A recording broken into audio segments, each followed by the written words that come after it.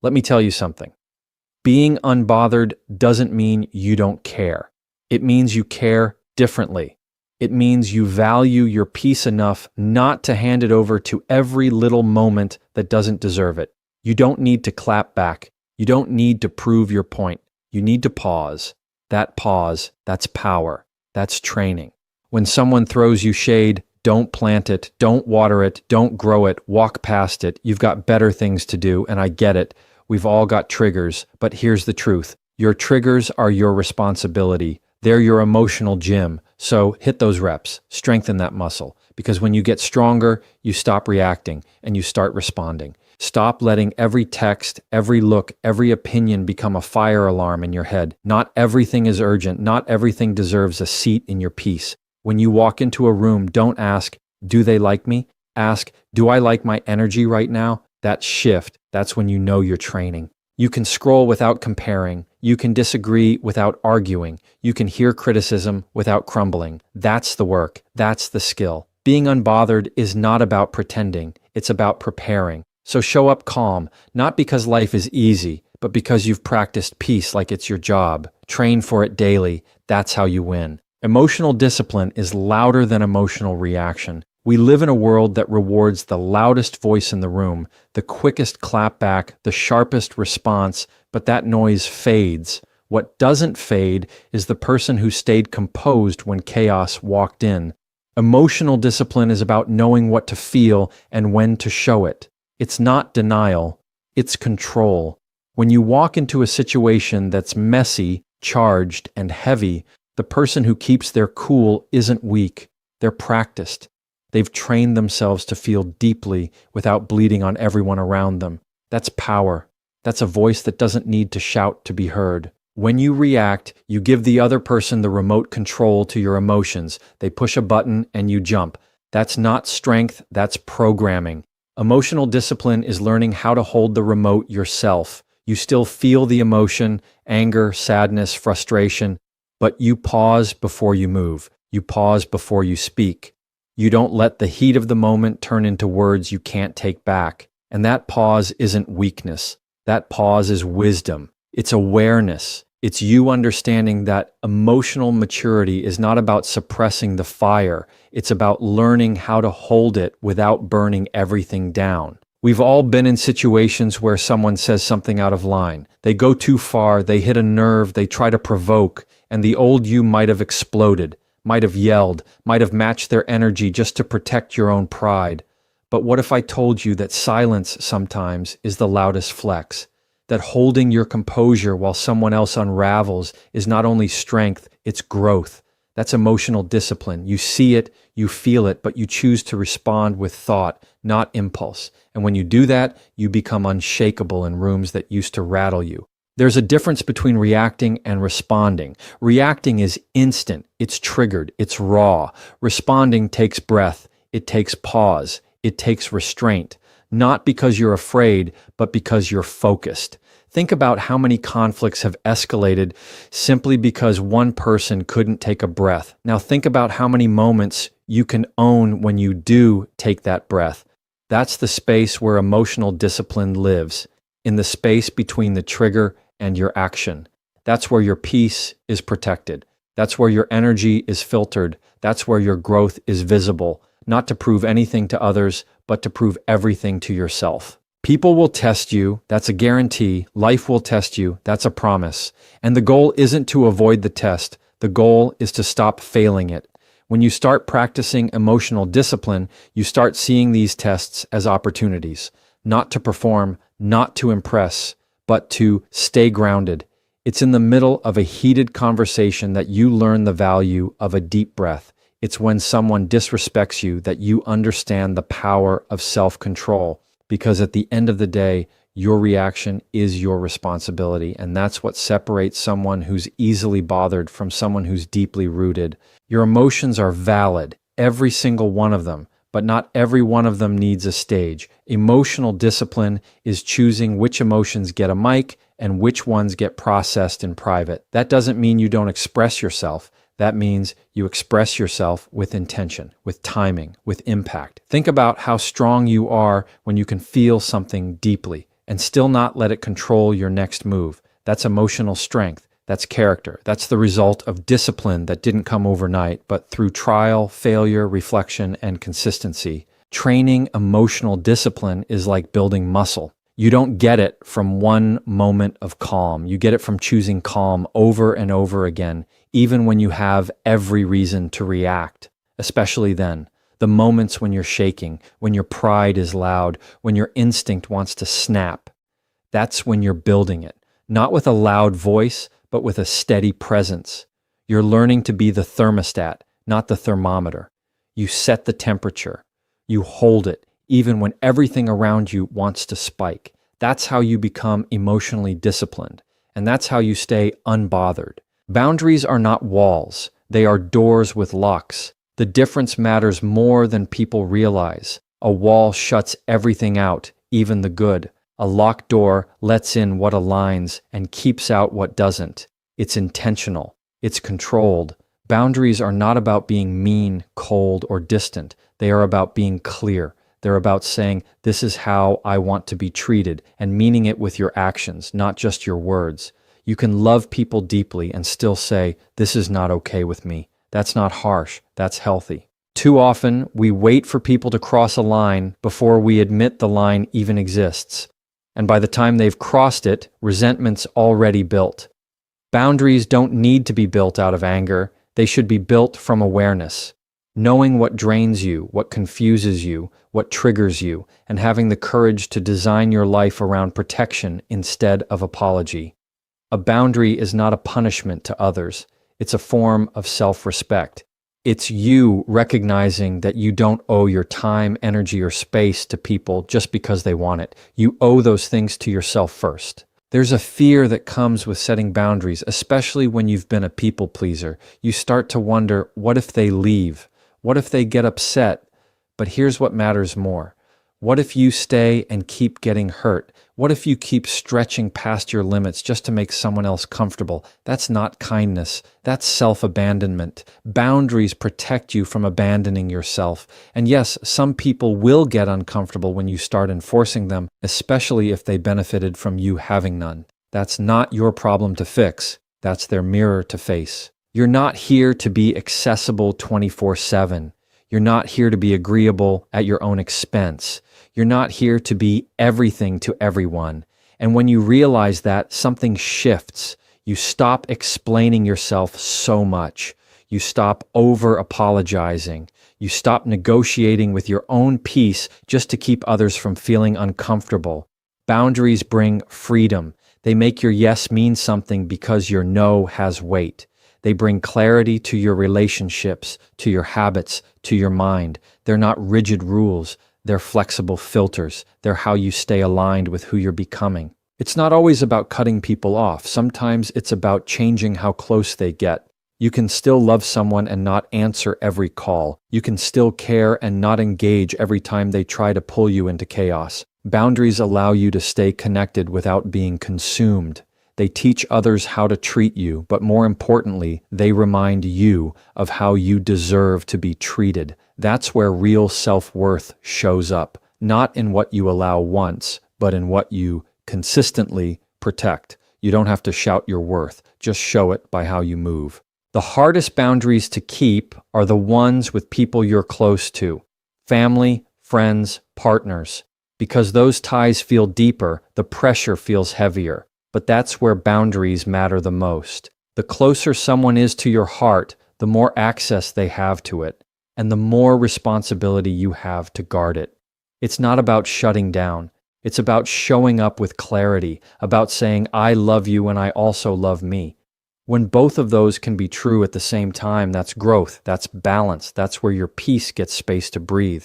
There's a version of you that's more calm, more focused, more grounded, and that version has strong boundaries. That version doesn't respond out of guilt. That version doesn't live in burnout. That version doesn't over-explain every decision. You don't become that version by accident. You build it one boundary at a time. You build it by understanding that not everyone deserves a front row seat to your life. Not every invitation deserves a yes. Not every opinion deserves a reaction. Boundaries give you room to protect your energy, not just for others, but for yourself. Not everything requires a response. That truth alone will save you from arguments, anxiety, and exhaustion. Just because something was said doesn't mean it needs to be answered. Just because someone acted out doesn't mean you need to react. Silence isn't weakness, it's strategy, it's awareness. It's a reminder that you don't owe your energy to every invitation to chaos. Every situation doesn't deserve your voice. Sometimes, the most powerful thing you can do is let people sit with their own noise without pulling you into it. That's how you keep your peace from getting hijacked by someone else's storm. Every response costs you something: time, energy, focus. And the truth is, not every moment deserves that payment. When you're always responding, defending yourself, explaining yourself, proving your point, you end up drained. You turn every minor thing into a major event. You become reactive instead of reflective. But when you train yourself to pause, to breathe, to choose stillness over reaction, you shift into control. You're not ignoring reality, you're mastering it. You're learning that maturity isn't about winning the last word. It's about knowing which words are even worth speaking in the first place. Some people speak just to get a rise out of you. They don't want understanding. They want attention. They don't care about clarity. They want control. And the moment you bite, you've handed it over. You've entered a game that doesn't serve you. So instead of falling into the trap of defending every boundary, just enforce it. Instead of explaining every decision, just live it. You don't need to type out that paragraph. You don't need to chase closure in every conversation. Peace gets louder when your responses get quieter. It's not silence from fear, it's silence from confidence. You have to ask yourself in every situation, what's the goal here? Is the goal peace or is it pride? Is the goal clarity or is it control?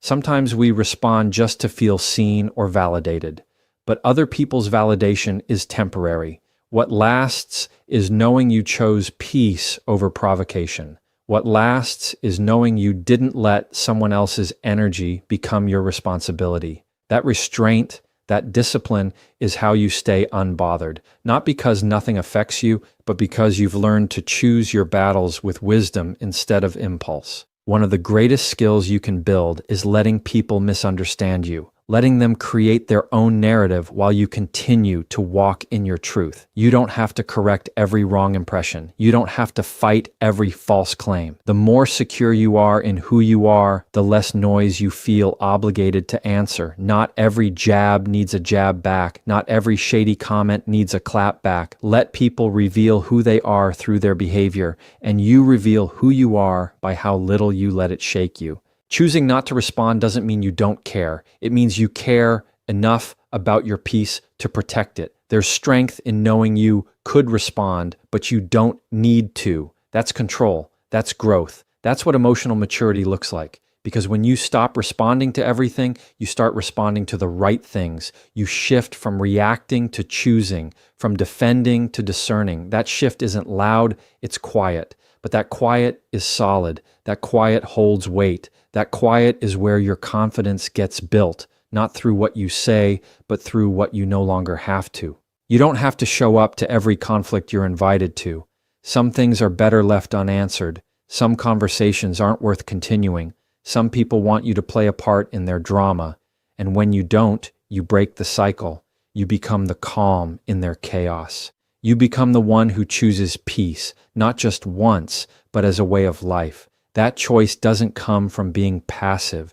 It comes from being powerful enough to know your energy is valuable. It's not for sale every time someone pulls at your pride, you can observe without absorbing. That's a mindset shift that changes how you handle everything around you, every room you walk into, every conversation you hear, every energy you encounter. You don't have to carry it. You don't have to make it your problem. You don't have to internalize what doesn't belong to you. Observing is awareness. Absorbing is attachment. And when you absorb too much of what's not yours, you begin to lose your sense of self in the noise of everyone else. That's when peace leaks out. Not because life is chaotic, but because you made someone else's chaos your own. We are emotional sponges when we're not intentional. Someone's frustration becomes our stress. Someone's mood shift becomes our anxiety. and suddenly you're carrying burdens that were never yours to hold. Just because you're empathetic doesn't mean you have to be a container for everyone's emotions. It's okay to be present without taking it personally. You can listen without reacting. You can care without overcommitting. That's not being cold. That's being conscious. It's recognizing that the weight you pick up out of habit is the same weight that keeps you from feeling light in your own life. You can witness someone's pain and still protect your peace. You can see someone's bad attitude and not make it about you. You can be aware of dysfunction without getting drawn into it. The key is remembering where you end and where others begin. Emotional boundaries start with that awareness. You don't need to take on someone's energy to be a good person. You don't have to rescue every struggling soul to prove you care. Sometimes the most loving thing you can do is stand firm in your calm and not mirror their storm. There's a calm confidence that comes with not absorbing everything. When someone tries to project anger onto you, you can recognize it and let it pass. When someone tries to guilt you into something, you can see it for what it is and walk away. This isn't about being numb. It's about being rooted in who you are, rooted in what you value, rooted in knowing what's yours to carry and what needs to be left where it is. Observation gives you the power to pause. Absorption throws you into the middle of things that don't deserve your full presence. Life moves fast. People project. Energy shifts constantly. If you don't learn to observe with clarity, you'll absorb with confusion. You'll start reacting to things that have nothing to do with your purpose. You'll spend hours replaying conversations that should have lasted 5 minutes. You'll take responsibility for emotions that were never about you. That's how burnout sneaks in, not from what's on your plate, but from what you allowed to land there. And sometimes it's not more self-care you need, it's less emotional baggage you picked up from absorbing things that weren't yours. You can be the calm in the chaos, but only if you stop letting the chaos define your state. That means learning to sit with discomfort without letting it settle inside you. That means noticing tension in a room without letting it shift your mood. That means hearing criticism without letting it crush your confidence. This is about emotional detachment, not from people, but from outcomes you can't control. You're allowed to stay solid while everything around you shifts. You're allowed to protect your vibe like it's sacred, because it is. Some people aren't trying to hurt you, they're just hurting. Some situations aren't personal, they're patterns. And when you start to see that, really see it, you stop making everything about you. That's the difference between absorbing and observing. One drowns you, the other empowers you. One makes you reactive, the other makes you reflective. When you observe without absorbing, you move through life with more peace, more focus, and more emotional freedom. You no longer let every room, every face, every word shape your inner world.